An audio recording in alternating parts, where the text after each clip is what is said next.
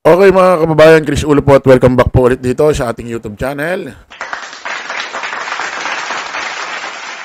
Okay, pag-usapan ho natin mga kababayan, update ho tayo sa nangyari kaganapan kagabi. No? About ho dito sa nangyaring Forbes Park. Forbes Park rally. Sa ginawa sa binuo pangunguna ho ni Congressman Kiko Barsaga alias Meow Meow. Ano? Na kung saan ay sabi niya ay sa kanyang post kagabi, good job daw. At sa susunod na raw uulit. Paano naging good job? Palpak ho itong nangyaring ginawang sa People Power or rally ni Congressman Kiko Barsaga. Kasi mga kababayan, kahagabi ho, magmula ho 6 p.m., may mga nag-a-update ho dyan ng mainstream media. 6 p.m., 7, 8, 9, 10 p.m., na-extend pa nga naging 11. Pinakikita ho ng mga mainstream media, especially GMA, wala naman hong grupong nagpupunta doon. Wala naman hong grupong nagpupunta. Kung kasing malakas ang panawagan ho ni Congressman Kiko Barsaga about ho rito sa EDSA People Power or rally, nagaganap yun dyan sa harapan ho ng main gate ng Forbes Park, dyan ho sa EDSA, dyan ho sa Buendia, Makati. Kahit wala ho siya, dapat ho may unti-unti na nagpupunta dyan ng iba't ibang grupo. Dapat unti-unti nang nagkakaroon, unti-unti nang napupuno kahit wala pa siya. Hanggang sa dumating ho yung alas 10 na sinasabi niya, wala ho Dumating ho sila alas 11. Ngayon, ba't ba natin nasabi na wala naman hong nagpunta sa panawagan ho ni Congressman Kiko Barsaga sa binuo ginawa niyang panawagan na rally or EDSA People Power dyan sa Forbes Park. Yung mga tao hong nagpunta dyan kagabi, ng mga 11, hindi naman ho galing sa panawagan niya.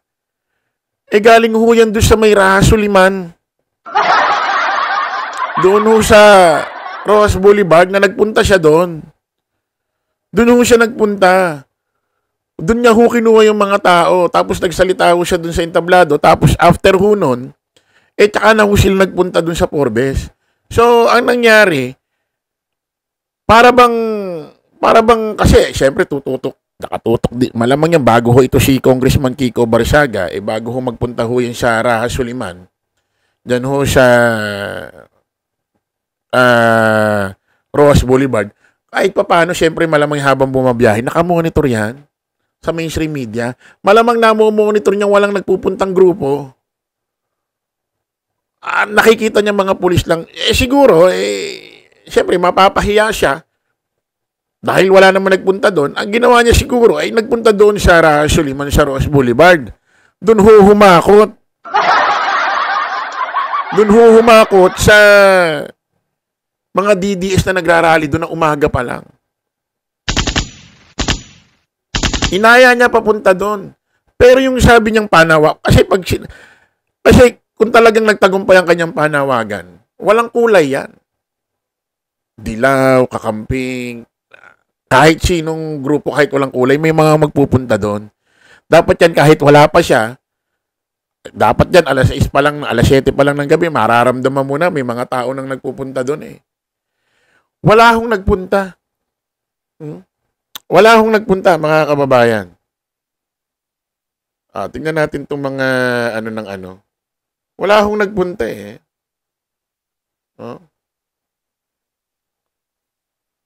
Wala hong nagpunta. Talagang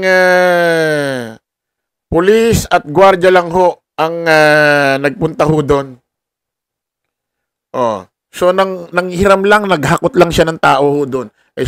Malamang siguro nakita niya may nagrarally sa Rojas Boulevard, doon sa Raha Suliman. Doon siya nagpunta. Salita sa entablado, pa-hype. Tapos inaya niya papunta ron. Ayun na. Ganun na. Tapos nagpa-interview sa mainstream media, maya-maya umuwi na.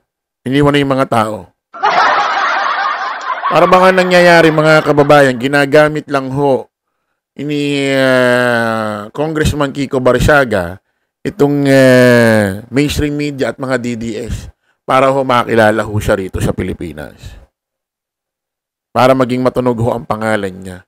Nang ma-market lang ho ito. Ang problema kasi rito sa mga DDS. Madali ho kasing mahauto itong mga to talaga. Itong mga DDS, madali ho mahauto. Oh, ito pa yung sabi niya. Oh. Mag-announce mo sila kung magkano at kailan sila magnanakaw para may free exchange of information kami. Kasi hindi naman namin sinasabi ko, hindi naman namin kailangan sabihin kung anong oras kami nagpo-protesta. Pero sila, hindi nila sinasabi kung anong oras sila nagnanakaw. They're stealing anytime, so we're protesting anytime. Very good logic. Yun.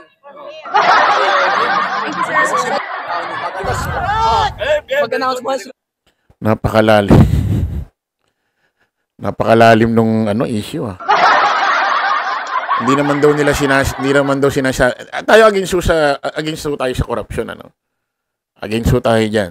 Hindi natin kinakampihan yan. Pero yung ganong katwiran na hindi naman nila sinasabi kung ano oras sila magnanakaw. Hindi naman nila sinasabi kung kailan sila magnanakaw. Kasi nga nakaw, hindi nga pinapaalam. Ano ba logic mo? Hindi nga pinapaalam ang nakaw. Nakaw. Ninanakaw mo. Ibig sabihin, ninanakaw mo, hindi mo pinasasabi. Wala kang sinasabihan, hindi mo pinapaalam. Ninanakaw mo nga Ano bang logic? Alam nyo mga kababayan, ako nararamdaman ko, alam mo naman ng mga DDS na may something talaga rito sa taong ito. Pero kinakailangan ho nilang sakyan, kinakailangan ho nilang suportahan kasi nilalabanan ho si Pangulong Bongbong at ang administrasyon. Kaya pikit mata nilang tatanggapin itong taong ito. Kahit alam nilang, mararamdaman mo naman pag may something Mararamdaman mo naman ho pag may something mga kababayan. After ho nitong interview na ito, ay na ho, umuwi na siya. Hindi nga yata nagtagal ng 1 oras ito. Ay na, tapos na. Okay na. Na mainstream media na siya. Tapos kinabukasan ho, ngayong araw mga kababayan, unang hearing pala ng kanyang ethics complaint.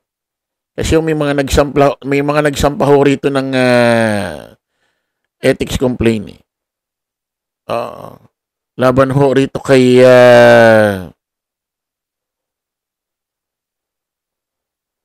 Congressman Kiko Barsiaga sa mga ginagawa niya hong pag-uugali, attitude, pati ho sa paggamit niya ng social media na against ho sa kanyang trabaho ho dyan sa House of Representatives. Ayan Cavite Representative Francisco Kiko Barsiaga arrived late on Monday for the first deliberation of the ethics complaint filed against him by 29 lawmaker. About 29 pa lang mambabatas ang nag-file sa kanya ng ethics complaint.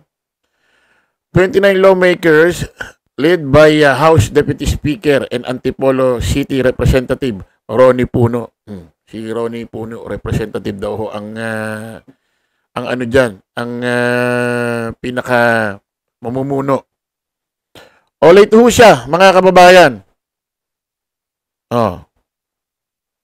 Kita mo, nagpuhit ka pa kagabi, meron ka palang hearing ngayon.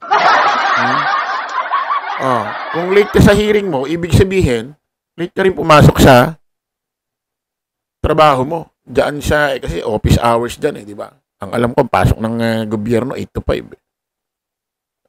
Pakingganan natin ito. Kanyang sinasabi.